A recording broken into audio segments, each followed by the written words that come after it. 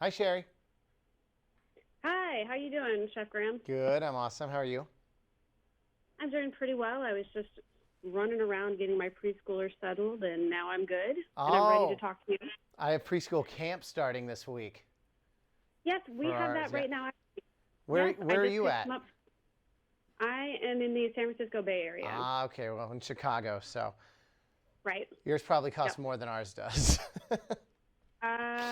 That's probably a really good guess, actually. I bet it does. Okay, well, I'm going to jump in here and get started. Yep. Um, Now, I know you're from MasterChef, MasterChef Chef Junior. All of your past culinary TV experiences, there have been lots of them. So tell me about your culinary roots. How did you get started in the kitchen and on the grill? Yeah, I actually, my dad was in the Navy. I've been to all 50 states, traveled the world, and was actually singing and playing in a punk band and a dishwasher at 17. So from there, kind of fell in love with food, started working for some great chefs, brought me to Chicago, and everything kind of rolled from there, being on Iron Chef, Top Chef Masters, and then MasterChef. And tonight, actually, my own show, Craziest Restaurants in America, will premiere on Food Network. So that's exciting. Oh, awesome. So Yeah. what can we expect from that? What can we expect from that? Yeah, that one, it's basically going around the country and checking out restaurants that are, under the radar, but doing crazy things, like a pirate themed restaurant or a restaurant that's, spooky and filled with ghosts to, people that do the hottest food in the world. So really showing how diverse it is in America when it comes to restaurants. Oh, well, that'll be interesting. Yeah. I'll have to check that out. So, just talking about summer entertaining, what are some of your top tips for having a successful backyard party, let's say? Yeah, I think there are a couple things. One is making sure you know who your audience is. So, the food, the atmosphere, all those are equal importance. So, if it's your parents or, older family coming in, making sure you've got music going on, whether it's the Beatles or the Stones, something they can relate to.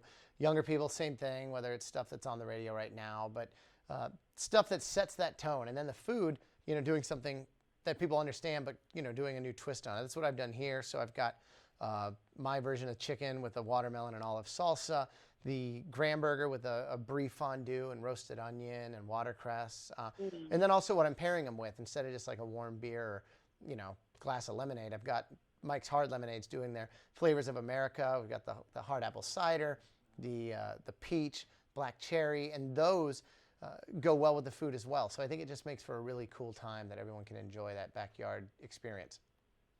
Ooh, that sounds good. Yeah. Okay, so I mentioned my preschooler. I actually have four kids. If you Okay. came over, yeah, no, we're pretty open to just about trying anything. If you Yep. came over and made us some dinner, what would we be having? Oh man, I got three boys, 2, 4, and 8. So Mhm. I love doing things that are really fun and exciting and getting them inspired by it. So whatever's at the market, whatever we go and find at the store that's cool, like the kids love to help shop and throw things in the basket. So maybe they'll pick crazy asparagus because it's white and they think it's funny, or they'll grab some weird Mhm. fish because it looks cool. But then making sure we cook it and we go home and we use it. So more so, getting them involved and then making something out of what they have a hand in versus just this is the dish, it's on the plate, make sure you eat it. Right. No, I hear you. But that Hmm. doesn't go well at my house at No, all. mine either. They do the hunger strike. They won't eat for weeks if we don't let them. Oh wow. Okay. Mine aren't quite that. Mine aren't quite there, but I understand what you mean, and I'm with you on that. Okay. So let's say the flip side. We know what we're supposed to do. What's one thing, the one big no-no when you're hosting a party? The big thing that you don't do is well, let's see. One is making sure that you take care of the whole experience. You can have people come and do like the potluck thing, but there's Right. nothing worse than someone coming over and you don't have enough food or you don't have enough drinks or uh, they feel that they should have brought something and they didn't know. So either Yeah. just owning the entire experience, you know what I mean? Yeah. That's a big one. So it's like they're coming over as guests and you're running the whole deal. Right. They should be the guests and not. Yeah. Yeah. No. Yep. Totally agree. Okay. So food trends, they change a lot over time. I've Hmm. seen them change a ton just in the past couple years. Right. Where are we headed this summer with food trends? I think that people are getting really, really excited about different ethnic food, and almost into their own micro ethnic food. So it's not just I love Asian. It's, well, I love Szechuan or Hunan, this one style from China. Or, you know, when it comes to Thai food, I enjoy from this region that's, you know, uses these kind of chilies. So it's not just South American, it's Peruvian, it's Colombian, it's, you know, whatever. So I think that you see all the diversity and people being exposed to a lot of that. People travel a lot. I think the whole younger generation is super into things that have a genuine side to them, as opposed to something like really snotty and just French with a tablecloth. You know, I think that's kind of moved on, and it's not a fad. You know, you got small shared plates, things like that, you know, might come and go, but I think that whole idea of people coming in and just wanting great food and drink is where it's at. Absolutely, yeah. And once you find it, you want to stick with it, definitely. Yeah, I mean, we have people come in. Nobody wants a wine list or to see the sommelier. They just want to say, I want a great Pinot, or I want, you know, what do you recommend? And the guy will go, oh, I don't know. These grapes are from, you know, Croatia. It's really cool and different. It's like, oh, cool, I'll try it. So that makes it fun for us. Cool. Okay, so MasterChef has always really had, I think it's kind of a perfect judging balance, if you ask me. What do you enjoy about working with Gordon the most, and how has having Christina on board changed the dynamic? I mean, Gordon, I cooked with him when I was 20, like years ago. So we've got this great relationship, and you know, it's like being the little brother to somebody that you look up to. He's got an amazing story, skills, business style. So to learn from him is awesome. And then Christina, you know, is just the greatest joy to work next to learn from her. She's got an awesome pastry and baking background. So being able to see, you know, some of those things that she does, it's really a really great trio. Cool.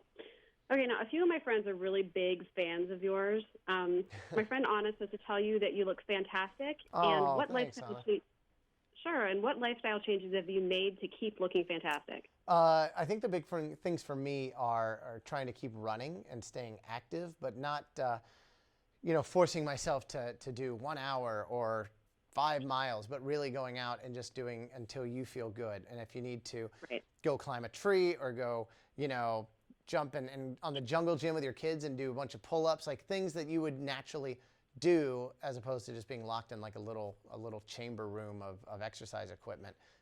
You know, that keeps me excited, but also focusing more on what I have to eat instead of what I can eat. So if I say I'm not allowed to have starch or dessert or this or that, it like freaks me out. But if I tell myself I have to have 3 fruits today, or no matter what, I have to have 2 green things or 75 grams of protein, you start learning, well, there's, you know, about 20 grams of protein in a chicken breast or 5 in a hard-boiled egg. So maybe I'll eat this, and that today. So those are things that help me out. Okay. No, that's good. I totally understand that. The moment that I tell myself I can't have something is when I know I'm screwed. Right, exactly. Okay. So what's your best piece of advice for someone who's maybe a little bit older, who's just getting started with cooking?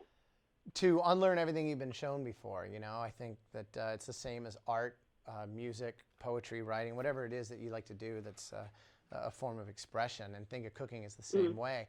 And, you know, looking and saying that, well, I think pico de gallo or a tomato salsa is good, but what about watermelon that's sweet? And what about olives that are salty? And I think that would work really good. And, you know, again, so many people I know, even my parents, that generation feels they have to read a recipe to the T and, oh, I added a little too much of this pinch of salt when it said this. And it's like, no. Get rid of all that. You know that this is going to cook like this. This cheese will melt, but if you cook it too hard, it's going to break and separate and get oily. So add it at the last second, put a little of this on it to give it some crunch, and you're good. You know, and it's just getting comfortable with that idea, and then you're liberated. You're free. You can make anything. Absolutely. Okay, last thing. I'm obsessed with your sense of style. It's so much fun. It's so different. I love your white glasses. Do you have a fashion inspiration, or does it all just come from you? You know, it comes from me. I remember growing up, like in high school, I went 1 year of wearing 5 shirts, one that said Monday, one that said Tuesday, one that said Wednesday. Oh, no. Yeah, and I mean, I tried to start my own religion in high school. I was very eccentric. So I've always loved attention. So anything to make you look at me, white glasses, tattoos, whatever it is. But, you know, I think that expression is so great. Like I'll look at someone like Prince and you know, one reason to lose weight is like so I can rock that purple velvet outfit with like the white frilly shirt. Like that to me is amazing. And not like in an ironic, you know, fake mustache hipster way, but just Yeah. It's so badass that I would love to be able to put that on and like go out dancing. No, it is totally. I think you and I are about the same age, so I know exactly what you're talking Right? about. I don't know, like Michael Jackson's glove. Like I would Yeah. absolutely love to be able to get away with that. Because why Hey, not? I think you could probably get away with whatever you wanted to get away with, man. I'm going to do it. I'm going to start You cooking with a should. rhinestone glove. You should. That would be awesome. I Done. would love to see. All right. Well, it's been a pleasure talking to you, Graham. Oh, thank you Thanks so for sharing much. your tips. All right. Bye, Cher. Bye.